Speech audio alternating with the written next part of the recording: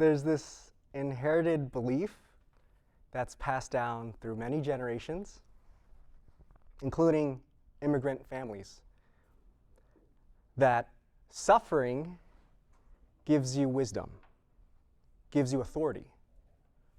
There's this saying in Cantonese, 我食鹽多過你食米, and it means that I have eaten more salt than you have eaten rice. And that is usually said from a parent to a child, saying that I have suffered more than you, and therefore you need to listen.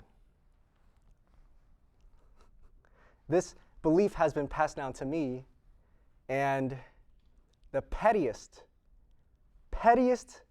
part of me thought, you know what? What if I out-suffered? What if I surpassed whatever they went through? Just out of spite.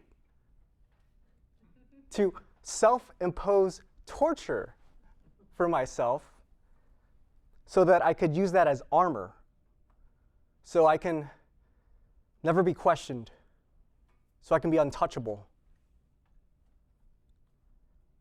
I never really learned to take off that armor. I've worked hard in school, in high school, till 2 a.m. most nights, even though I hated it. Despite how I look, I'm not that great at school.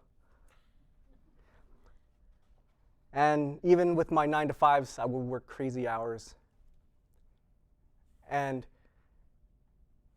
it feels like I've never really stopped being in survival mode, still grinding, still working. I thought that I was trying to run away from this belief that suffering gives wisdom, but really I was just encouraging it, reinforcing it. But it doesn't really lead to a fulfilling life.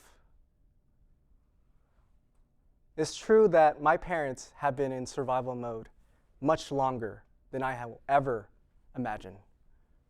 There's no doubt about that, no matter how much self-imposed torture I give myself. But somewhere along the way, they thought that these big ticket items, these external things like money, like success, these big job titles, stability, these are the key ingredients to fulfillment. And that if their child can have those things, then they themselves can feel fulfilled. I don't believe in that. I believe that any generation, whether you're stuck in survival mode, whether you're trying to do more, you can have fulfillment. In Maslow's hierarchy of needs, yes, my parents have been in survival mode much longer, but they have just the amount of capability to be actualized as well by doing 3 things.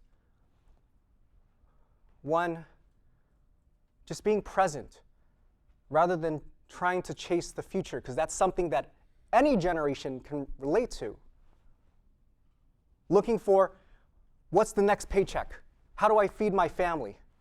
What's the next thing do I have to do? On and on and on, this constant worrying. If we allow ourselves to just be present in where we are, that can be fulfillment.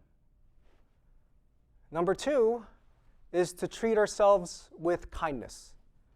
And in all generations, we all have inner critics.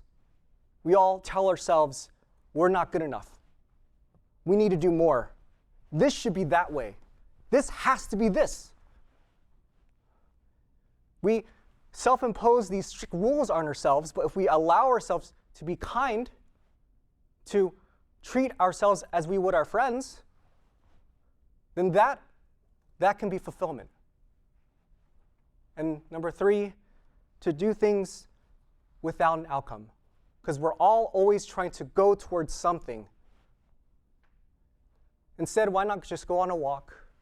Why not do a puzzle, journal, singing, dancing? We're always trying to achieve more and more and more. But if we allow ourselves to say, hey, we don't have to do that. We can live simply. That can be fulfillment. It's very common for people to try to relate suffering and try to make meaning out of it and to get wisdom from that. And that's true. You can definitely do that. But fulfillment can look much different than what you might expect. Master.